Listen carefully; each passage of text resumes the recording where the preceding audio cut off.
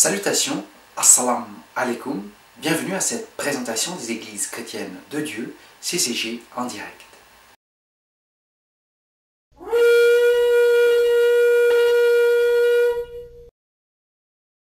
Un arabe appelé Abu Qasim dans les premières années a ensuite été appelé Hamad. Ceci était vraiment un nom pour l'Esprit Saint. Il a été élevé en tant que prophète dans l'église Wint en Arabie. L'église a été appelée là le Muhammad. Ce système observait le vrai calendrier selon l'ancien système du temple, comme l'église l'avait fait pendant des siècles. À peine le prophète était-il mort que ses enseignements ont été pervertis et que le calendrier a été corrompu sous le calife Omar ou après. Ce qui est devenu connu en tant que le hadith a commencé à être écrit. Pendant des siècles, ce faux système a corrompu l'islam et a empêché toute unification ou réconciliation des trois grandes foi. Dans le calendrier islamique, Muharram est le premier mois, tout comme Tishri est le premier mois du calendrier politique dans l'ancien judaïsme. Le calendrier juif, dès le temps de l'islam, vers 632 de l'ère courante, s'était détaché du système biblique. Il avait suivi le faux système introduit en provenance de Babylone sous le rabbin Hillel II en l'année 358 de l'ère courante. Ce calendrier, débutant en Tishri, a donc aussi tiré son origine de l'ancien Babylone et du système païen. Muharram est un mois saint dans l'islam, précisément parce que c'est un mois saint dans la Bible et qu'il est le 7e mois de l'année sacrée et du calendrier de Dieu. Cela signifie littéralement le mois de la maison de Dieu, Haram. L'islam était donc aligné sur la Bible, mais il a été corrompu par la pratique juive qui utilisait le calendrier politique. Ashura a été établi dans l'islam parce que les juifs à Médine observaient le jour des expiations, qui est le 10e jour de Tishri. Par conséquent, le 10e jour de Muharram était clairement aligné avec le 10e jour de Tishri ou du 7e mois. Le prophète a ordonné aux musulmans de jeûner et de s'affliger. C'est une ordonnance pour toujours dans l'islam, basée sur le texte de la Bible. Ce n'est pas un jeûne facultatif. Les imams changent le jour des expiations en un jeûne optionnel et varient la date de son observance d'année en année, contrairement aux directives formelles du Coran. Rajab est un autre mois saint, synchronisé avec Nissan, premier mois. Quand nous avons la fête de la Pâque, Péchak, et la fête des pains sans levain, Hag Ha-Mahazot. Ramadan est synchronisé avec Iyar et Sivan, quand la majeure partie de la Torah et du Coran a été donnée comme écriture. Les gens décidaient quel jour ils jeûneraient et se prépareraient pour la Pentecôte, qui est la récolte de l'Église. Cette pratique a été adoptée par Ishmaël et l'Église en Arabie. Les musulmans jeûnent et adorent pendant cette période, et les Juifs ont le compte de l'Omer jusqu'à Shavuot, Pentecôte, qu'ils ont corrompu en la plaçant à une date fixe du 6 Sivan.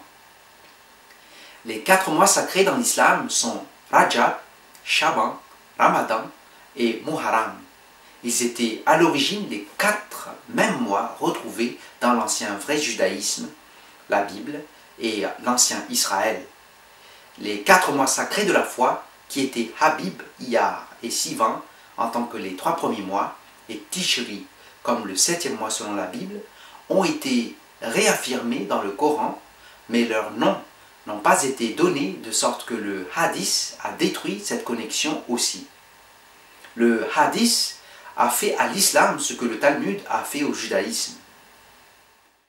Du temps avant le hadith, l'intracalation était effectuée par les Foukaïm, qui étaient un clan des Kinana. Ils avaient la responsabilité du calendrier dans Ishmaël, comme les Lévites et Ishtakar l'avaient en Israël. Au début de l'islam, les enfants d'Israël et d'Ishmaël ont initialement observé les jours saints aux mêmes dates ou à des dates semblables. Le calendrier était calculé précisément des années à l'avance pendant des millénaires, jusqu'à ce que le croissant soit introduit en provenance du paganisme et du système babylonien. La famille du prophète a utilisé ce calendrier car ils étaient des chrétiens qui observaient le sabbat.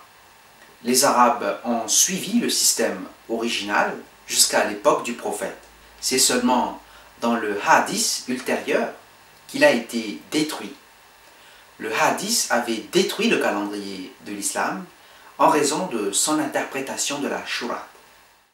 L'islam du hadith a tourné en dérision le calendrier de Dieu en utilisant à mauvais escient les paroles de la prophétie et en dissociant le calendrier des saisons et des moissons du récit biblique.